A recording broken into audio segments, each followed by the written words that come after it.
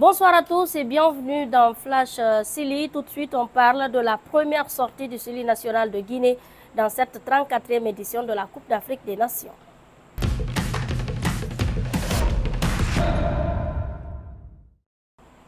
Le Silly national de Guinée a fait match nul ce soir au stade Charles Konambani de Yamoussoukro face aux Lions indomptables du Cameroun. L'équipe de Guinée a ouvert le score à la 10e minute grâce à Mohamed Bayo. Le Cameroun a égalisé à son tour à la 51e minute grâce à Franck Magri. Mais ce match aura été marqué par plusieurs événements. D'abord, ce carton rouge que prend François Kamano qui avait entamé ce match en tant que capitaine puisque Naby Keïta n'était pas dans le 11 de départ de Kaba Diawara. François Kamano qui a été sanctionné à la 45e minute de ce match.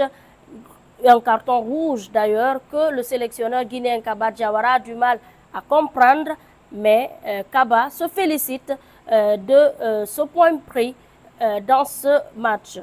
Et je pense qu'il y a eu un fait de jeu quand même que j'ai pas encore vu les images, je ne veux pas trop parler parce qu'on n'est pas là pour en parler, mais à mon sens le carton rouge est sévère. Après ça, à 10 contre 11, je tiens à féliciter les garçons parce que le Cameroun a poussé. On connaît la dimension physique de cette équipe.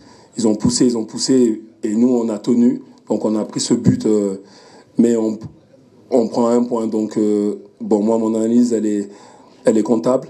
On reste en course, il reste 2 matchs. Si ce carton rouge pris par François Kamano a marqué les esprits, ce qui aura le plus marqué les esprits ce soir, c'est la force de l'équipe nationale de Guinée, le Silly, qui sort en héros de ce match, réduit donc à 10, comme je vous l'ai dit. L'équipe de Guinée a dû jouer sa deuxième mi-temps à 10 contre 11 face aux Lions indomptables du Cameroun, mais le Silly n'aura pas abdiqué et a réussi à prendre un point dans ce match-là.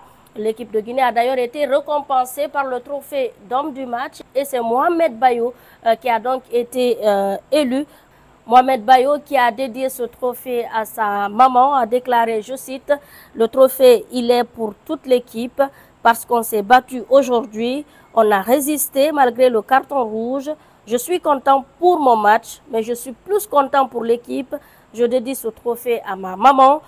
Elle m'a soutenue, elle a été dans tous les moments difficiles, donc c'est pour elle. » Il faut dire que le capitaine du Silly national de Guinée, Naby Keïta, n'aura pas joué une seconde dans ce match alors qu'il était sur le banc. Naby Keïta n'a pas fait son entrée. Mais comment expliquer l'absence de Naby Keïta dans ce match? Les explications de Kaba Diawara. Après, pour Naby, c'était prévu qu'il rentre clairement. On y avait prévu un plan. On avait un plan de jeu, on avait un scénario de match qui a été complètement chamboulé. Et c'est la seule raison pour laquelle il n'est pas rentré. Alors on s'est concerté parce que quand on a un joueur comme lui, on prend les informations, on se parle. Et après, moi, je décide. Et c'était clair que dans un match comme ça, de le faire rentrer, on était déjà à 10. Si prenait un coup ou si on allait lui demander peut-être de défendre. Donc c'est pas sa qualité, donc c'est pour ça qu'on a préféré le laisser encore sur le banc. Si Naby Keïta n'a pas disputé une minute, Isiaga Silla est lui rentré dans le temps additionnel. Ce joueur expérimenté est resté également longtemps sur le banc. Mais pourquoi Kaba n'a-t-il pas fait entrer Isiaga Silla un peu plus tôt? La question lui a été posée en conférence de presse. Le joueur, il est prêt. Mais donc on a laissé ses coups parce qu'il est sur une bonne période et qui donne satisfaction depuis 2-3 matchs. Donc encore une fois, je parle à chaque fois de groupe depuis 2 ans. Lui, il est là depuis 3 ans maintenant avec nous, mais bon, il avait la barrière de la langue et tout ça, donc il n'arrivait pas à s'imposer. Là, il joue de mieux en mieux. Et puis on sait que le vieux revenait de 2 mois sans jouer, donc on ne voulait pas non plus le griller.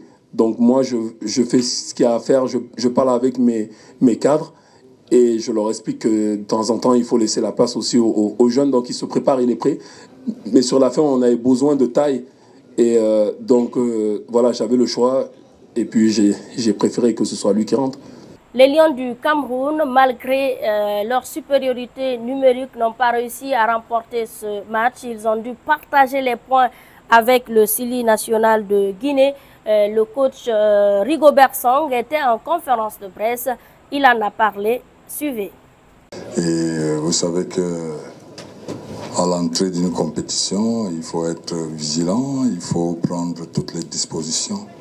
Le pouvoir n'est pas se jeter. Je pense qu'on a mal commencé, pas comme on souhaitait.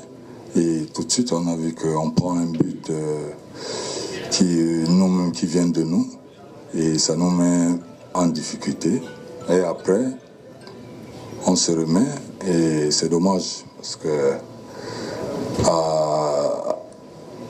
la façon dont on a pu jouer, on aurait dû faire la différence.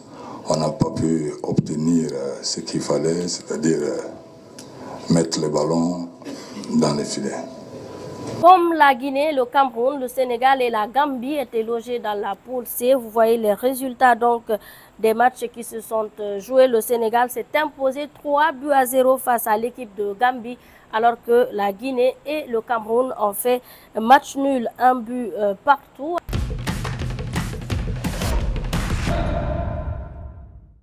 Fantime qui s'intéresse ce soir aux supporters du Sili national de Guinée. Ils ont répondu présent comme il fallait s'y attendre. Le stade Charles Konambani de Yamoussoukro a vibré au rythme donc de ce match-là. La Guinée a joué comme à domicile dans une ambiance de folie.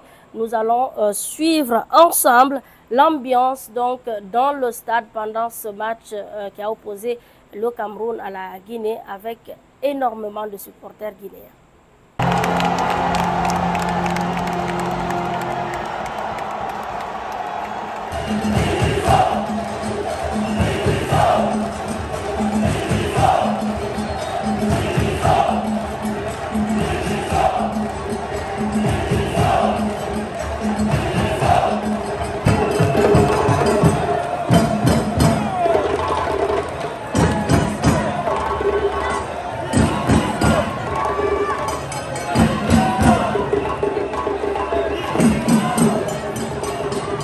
La Guinée qui a été soutenue par ses supporters tout au long de ce match, vous l'avez vu, a été reçue dans son hôtel, cette fois-ci pas par des Guinéens mais par le personnel de l'hôtel qui a tenu à réserver un accueil chaleureux à l'équipe de Kaba Diawara après ce match nul, un match nul décroché dans la douleur.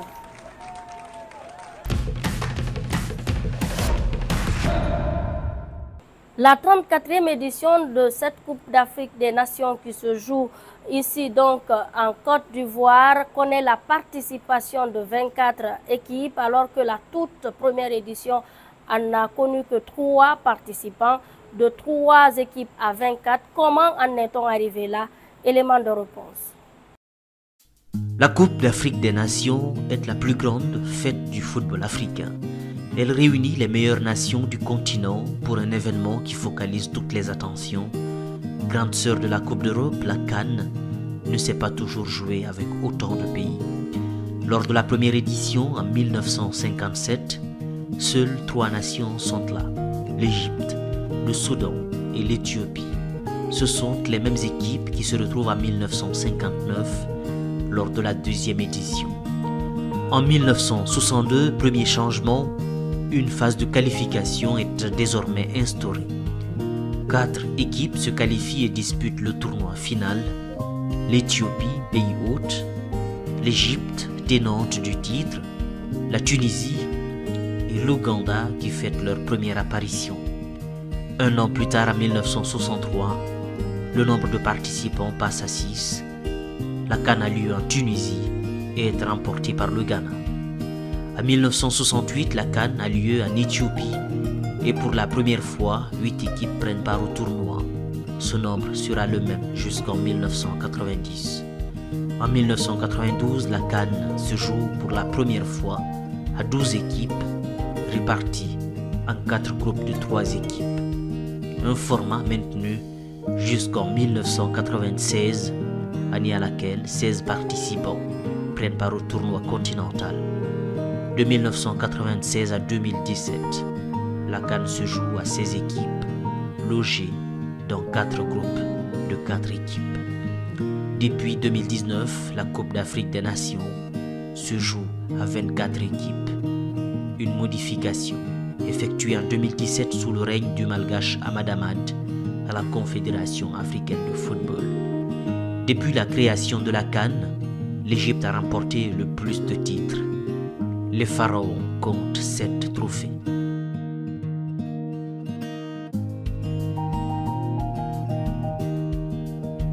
C'est la fin de ce numéro de Flash Silly. Merci à tous d'avoir été avec nous. On se donne rendez-vous demain pour un autre numéro. Bonsoir.